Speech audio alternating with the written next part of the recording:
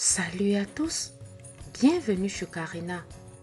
Aujourd'hui, j'ai voulu m'amuser à décorer un gâteau sur le thème de bébé et surtout réaliser un gâteau avec la crème au beurre russe. J'ai réalisé ma génoise au cacao la veille. Je commence par réaliser la chantilly au Nutella. Dans la cuve du robot, je mets le sucre avec la crème liquide bien froide. Je fais tourner le robot. Lorsque le mélange commence à mousser, j'arrête et j'ajoute le mascarpone.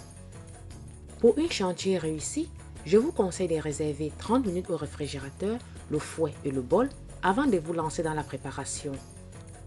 Ne vous inquiétez pas, la liste des ingrédients et des mesures exactes se trouve dans la barre de description. J'ajoute le Nutella. Je fais tourner le robot jusqu'à obtenir une chantilly au Nutella bien montée. Je réserve au réfrigérateur. Je prends ma génoise au cacao que j'ai réalisée la veille, je la divise de manière à obtenir 5 génoises rondes.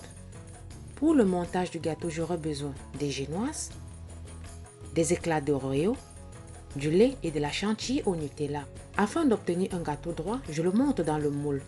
Je place la première génoise dans le moule, l'imbibe de lait, la recouvre de la chantilly au Nutella. Sur le Nutella, je place les éclats d'Oreo.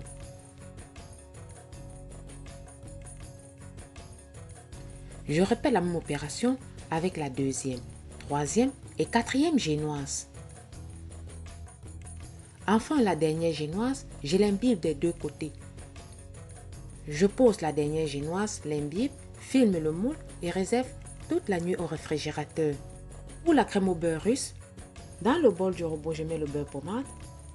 Je la détends jusqu'à obtenir un beurre de couleur jaune pâle. Très important, utilisez du beurre et non de la margarine. Il doit être sans sel. N'hésitez pas à racler bien les bords du saladier.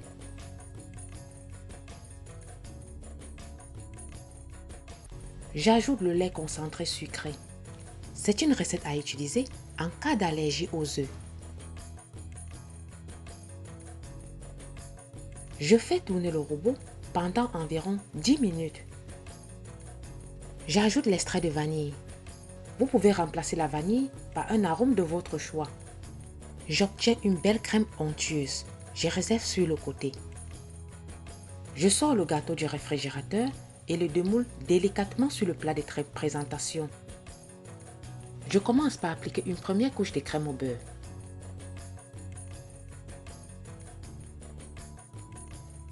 Je lisse bien et réserve 15 minutes au réfrigérateur, le temps pour que la crème fige. Pendant que la crème prend froid, je colore une partie de la crème en couleur turquoise. Je vous conseille d'utiliser les colorants en gel et en petite quantité à chaque fois jusqu'à obtenir la couleur désirée. Je sors le gâteau du réfrigérateur. Sur le bas du gâteau, j'applique la crème colorée en bleu. Je lisse bien. Je recouvre le reste du gâteau de crème de couleur blanche. J'ai mis la crème dans une poche à douille avant de l'utiliser pour avoir un résultat plus net. Si vous n'avez pas de poche à douille, vous pouvez très bien l'appliquer à l'aide de la spatule. Je lisse plusieurs fois jusqu'à obtenir un résultat satisfaisant.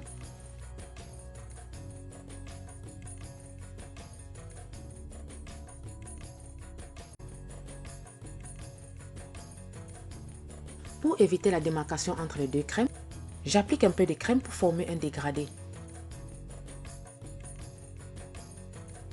Je lisse bien les côtés. Le dessus du gâteau, je m'en occuperai plus tard.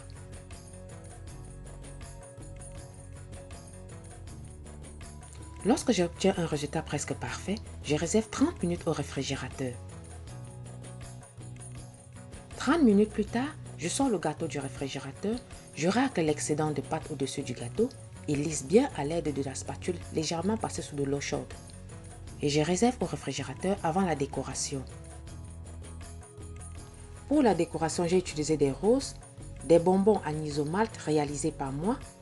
Je ferai une vidéo comment réaliser les bonbons anis au malt maison.